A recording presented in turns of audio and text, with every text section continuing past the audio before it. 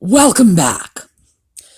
Well, yes, yesterday I very foolishly thought I was going to be able to get through bedrooms of the 1940s and the 1950s all in one day. Well, no, the initial video ran well over an hour, oops, so it had to be split up. I wanted to start this video with a very special photograph, and we'll talk about that when we get back.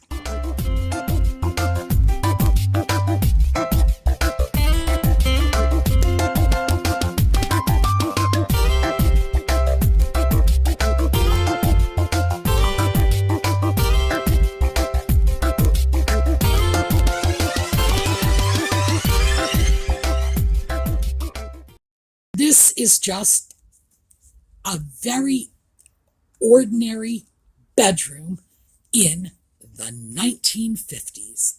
So we've gone from the 40s and sort of transitioned to the 50s. Not a lot of difference. The one thing we are going to notice, and you will notice this, and I know you will say, Sue, why did you just pick out pictures of pink bedrooms? I tried very, very hard to avoid pictures of pink bedrooms from the 1950s, but it was the hot color for bedrooms. The overwhelming majority of bedrooms, even when, we're not talking about bedrooms for young girls, we're talking about master bedrooms for married couples. Yeah, Pop came home from work at night and curled up in a pink bed. It's just the way it was. A few things we are seeing here is the cafe curtains that started to come in the 1940s, really went to town in the 1950s. We started seeing this underskirt with coverlet instead of the giant bedspread in the 50s. So that was, I don't know, that was just a 50s thing, and we started seeing it. Notice we have seating still in the bedroom, and even though we do not have a vanity table in front of the window, we still do have a low chest of drawers, again, in front of the window. I have no idea why they were so determined to put stuff in front of windows, but they were. And frankly, putting stuff in front of windows is a style that goes back to the 18th century. In 18th century homes, and we have plenty of them here on the East Coast, original old 18th century homes, Monticello, Mount Vernon, the places that you can actually tour and have been restored to what they looked like originally, you will see they intentionally stuck furniture in front of the windows. Now, this is a young girl's bedroom. Once again, of course, it's pink. Because, as I say, everything is pink. How do we know this is a young girl's bedroom? Well, take a look at the record player. In the 1950s, a record player in the bedroom was shorthand for "this room belongs to a teenager." We have the vanity, which, because we're in the 1950s, has now become streamlined, again, in front of the window, and our bed has become alarmingly squared off to the point where you just wonder about this. Now, in this period, in the 1950s, you could go into home goods stores, places like Montgomery Ward or Sears, and look at bedspreads that were not on beds. They would be on displays of squared off boxes, and the bedspread was laid over the boxes. That's how in love they were with this squared off design. That was what you were shooting for. Notice too, our little throw pillow on the bed, flat pillows to mirror that squared off design. And once again, even in a young girl's bedroom, we have the desk chair, well, vanity chair, and then we can just see it just beyond the bed, a little stool. Now this, by the way, is a nice, aesthetically pleasing design for the times. We wouldn't do that today, but the design is nice. It's not some of the strange things that we're going to see. Okay, now 1950s, and this is the period when they started playing with the idea of building in furniture. And you can see that from that entire wall of dresser, with, of course, the exception of that vanity table.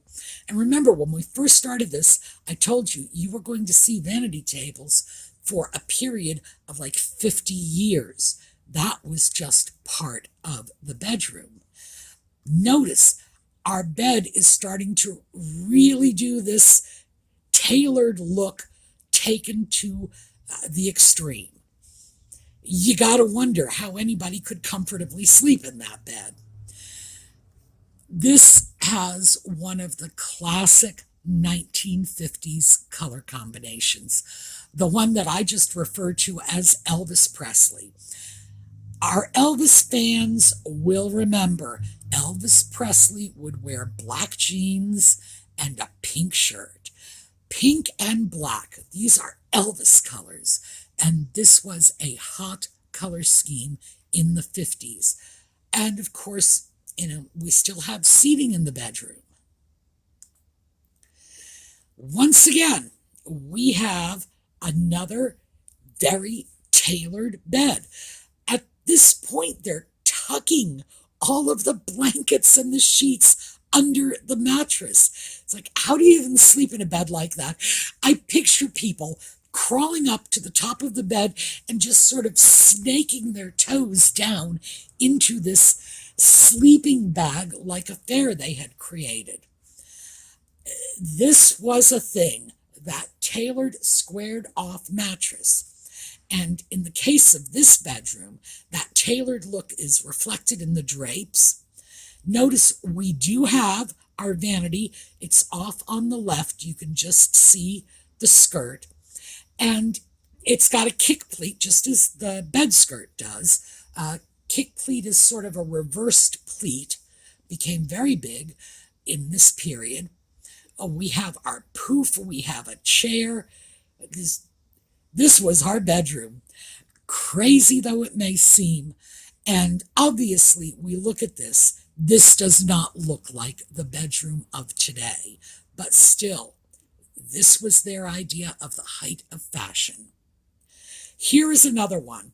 Once again, as I said, we are going to see this tailored look taken to the extreme. We not only have the squared off bed, look at those flat little pillows. They look like chiclet gum. That's really what they look like. Flat little square and round pillows. Now this is a Sears ad, and what they were selling was not the furniture here. They were selling the domestics is what they called it. Domestics is that whole category of sheets, pillows, bedspreads, curtains, draperies, was lumped into this category called domestics. And that's what they were selling here. Oh, look, you can match your bed comforter to your cafe curtains. You can match your draperies. Sometimes I look at some of these pictures and think, did they actually run around with a tack hammer pinning those curtains in place? And frankly, they might have. But this was an elegant 1950s bedroom. And notice, there is nothing about this that is really screaming mid-century modern. So this is traditional. It's just very 50s. Once again, we have another ad. And again, we have this very tailored bed. This time we have a bed skirt that matches the upholstery on the headboard. And I guess that's what this particular ad was showing off. Frankly, it's possible it was showing off the carpeting because, as I said, you get great photos from the flooring manufacturers. But what we have here is all of our color on the walls and the floor, and then the bed itself is just gray. So back to pink, because pink was just a thing.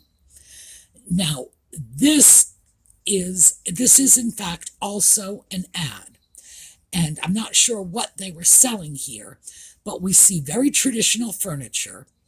We are seeing a softer variation of that squared off bed. We have a comforter on top, and nobody seems to be trying to tuck it in under the mattress. The bed skirt is ruffled. The curtains, Priscilla's, and that is the classic Priscilla style. A sheer curtain that is overlapped. Now, you will sometimes, when they are not overlapped, sometimes hear those referred to as Priscillas, but this is the classic Priscilla, tied back with ribbons, and we have, except for the flooring, this is monochromatic. Everything here is just pink. Just, oh my goodness, so much pink, and it's clearly a master bedroom. Yes, a man lived in this bedroom. And not only that, but it was a 1950s man, and they were definitely more macho than anything we're used to today.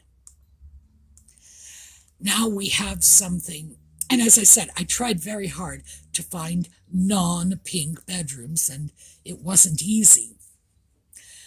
Notice how squared off the bed is, how squared off the bed pillows are. And these, of course, are not pillows. These are just decorative pillows that are sitting on top of the bed. I have no idea where the real pillows are. But we have this. We have the tiered curtains on the windows, the twin beds, and I do love this twin bed thing because that really was a thing in the 50s. Married couples really did sleep in twin beds like this. And I guess if you wanted to get cozy, you would just scooch your little beds a little closer. What can I say?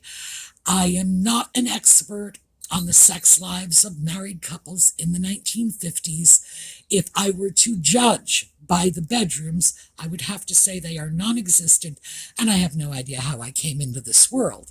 But the fact is, this would have been a very standard 1950s bedroom. Now this, whenever I go looking for pictures of bedrooms, of anything, frankly, domestic pictures in general, I try as hard as I can to find pictures from minority households, because the decorating styles are very often just knock your socks off, like this one. What we have here is a woman of color in her bedroom, and look at this. This is just, gosh, this is opulent, with everything is satin. This is, the headboard is upholstered in button-tufted satin.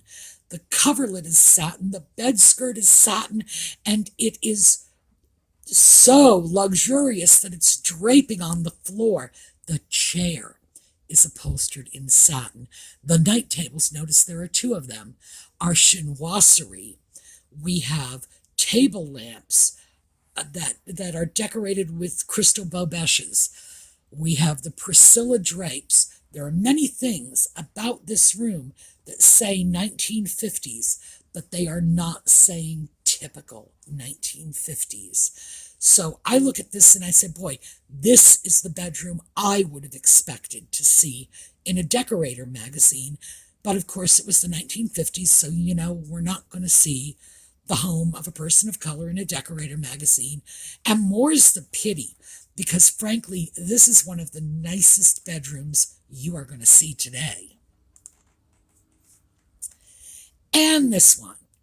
Now, this one is a stock image, as you can see from the little watermark, stock. And this is mid-century modern. This is when we get into the 50s that we think of when we think of 50s, the sort of atomic era 50s.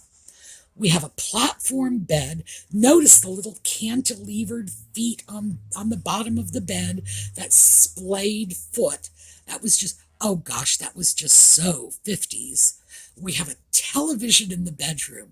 This is just great.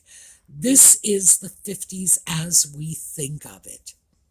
We can still see a lot of the elements we saw in more standard bedrooms, the bedrooms that people, ordinary people, would have been living in, as opposed to something like this, which would have come from a decorator magazine. But we can absolutely see that this one is just like half a step beyond what the average person was comfortable with. And this is a young person's bedroom. This is great because we have a typical bedroom of what I am assuming is a teenage girl. And we can tell, because remember what I said about that hi-fi? The thing that she is standing in front of is her record player. This is a hi-fi in there. You would have lifted up the lid and, dropped the records. You can see the records are all over her bed.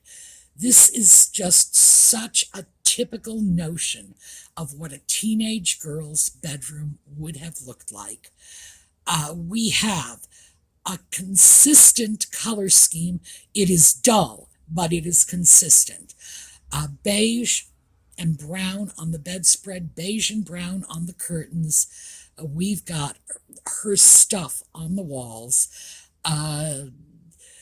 We are going to just make the obvious leap here and say this is a young woman from a Catholic family where they would have stuck a picture of the Blessed Mother over her bed just to remind her to be a good girl, because that's what they did.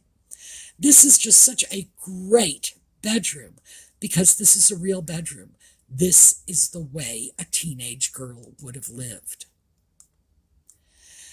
Now, this one, of course, is in here primarily. I have a specific reason for this, because my parents had that bedroom set. That was a bedroom set that was very popular in the 1950s with this bookcase headboard. And now this is a furniture ad. So that's why the furniture is all clumped together in the same area of the room. This was the height of 1950s style when it came to furniture. It is entirely possible that this bed is not a real bed. It is much shorter than it would be if in fact it was a real bed. This is probably one of those beds that I had mentioned before. When you went into Sears or Montgomery Ward or one of the major department stores to buy bedspreads, they would have been laid out on a box that was sort of 3/4 the size of a bed. And nobody even batted an eye at it because beds were intended to be very, very square. They were intended to look like a cardboard box in those days. Now, this is a phone company ad, because they were selling you on telephones, in particular, telephones in the bedrooms of your teenagers. Nevertheless, what we have is an advertising version of a teenager's bedroom. Now, in many ways, this bedroom has a lot in common with the room we saw a couple of rooms ago, the teenage girl with her records all over the bed. But still, you can see there is that difference. This is a staged ad. The other one was a real bedroom. But this is what people were shooting for. This is the look that Madison Avenue was selling the average American. Now this one, and boy, this is probably the greatest example we have of tailored bedroom, just taken to the extreme. I don't even know how they managed to make these beds. It looks like the mattress is completely upholstered. There is even cording going around the bottom of that bedspread where it tucks in under the mattress. Craziness. And same thing with the pillow shams. These flat pillows, these are not pillows you would sleep on. There have to be real pillows somewhere in the house, which they take off the bed and I guess throw into a closet, because obviously they're not throwing it under the bed. Very contemporary 50s look. I don't even know what to say about this. Oh, yes. You know what we want to take a look at here? That flooring. That flooring is linoleum. That is not a parquet floor. When you look at it very closely, you can see, because of the repeat pattern, it is linoleum, and there's a throw rug over top of it. This is, again, the sort of bedroom that screams 1950s to us, but I have to say, this is not a comfortable looking bedroom. And once again, Mom and Dad are separated into their twin beds. Now this is a flooring ad, and we can tell from the little bit of the insert that survived in the upper section of this photograph. This is not, it's not a photograph, this is a sketch. What this is doing is showing us the difference that a new kind of flooring can make in your bedroom. Once again, we have that squared off bed, and again, matchy-matchy, the bedspread matches the upholstery on the chair. And even though we're not into pink, which frankly drove me crazy looking at these images after a while, you do see a very subdued pastel color scheme. Now, this is a nightmare. This is a Writ Die ad, and the small image, which is not very offensive in my opinion, in the upper left corner is the before picture. And this is the after picture. Pink and, what would you call that color? Hot pink, fuchsia, orange, blue. Just, my goodness, yes. This is what you can do to your otherwise perhaps not exciting but not nutty bedroom if you have a package of Writ Die. Yes. Notice, once again, we have our vanity table. We have more seating than you would ever expect in any bedroom, because in addition to the bench at the foot of the bed and the vanity bench, we have at least 3 other chairs. You could have a party in a bedroom like this and invite all your friends, and everybody has somewhere to sit. And that is one of the things that disappeared.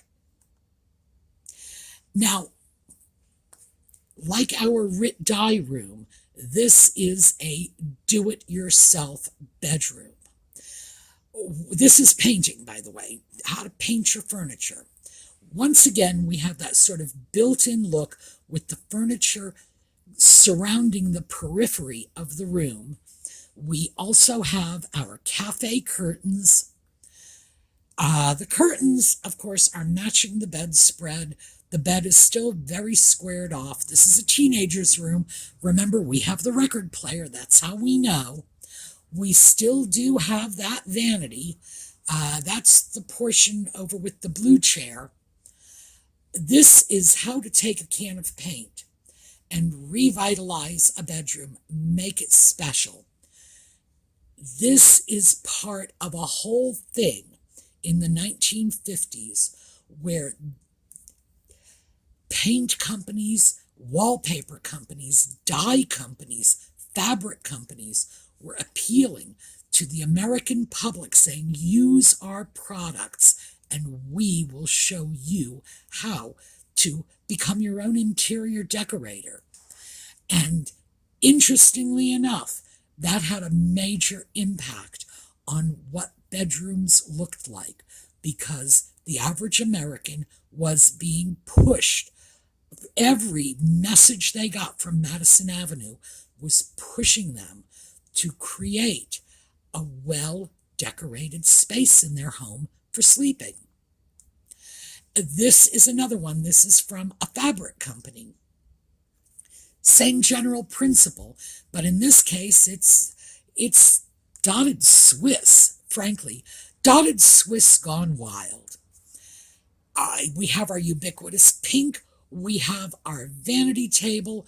We have dark blue walls, and that's picked up with the blue ribbons all over that Dotted Swiss. This is just, boy, this is so over the top.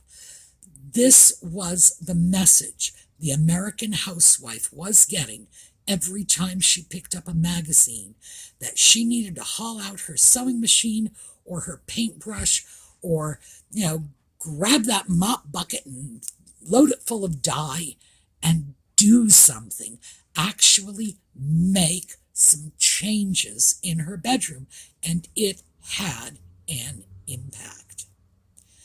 So, that's what I have for you today. By the way, I should mention, originally I did this together with yesterday's video, and then noticed the time when I got to the end and said, good heavens, I'm going to have to cut these in two. This is what we've got, and we will pick up again next weekend with bedrooms of the 60s. And where I'm leaving you off is, yes, you can recognize the modern bedroom, but it's not so much from the styles, which have changed remarkably, as you can tell, but what we thought of as we put together a bedroom, coordinated furniture, coordinated a bedspread to the draperies, etc., etc. That's where this all came from. By the time we got out of the 1950s, the idea of a well-decorated bedroom was firmly implanted in our minds. All right, we're going to take a look at a slideshow on the way out. I will see you this evening if you stay with us for Just Chattin'. If not, I will see you once again next weekend, and we are going to pick up with the 1960s. So let's take a look at a slideshow on the way out. Have a terrific day.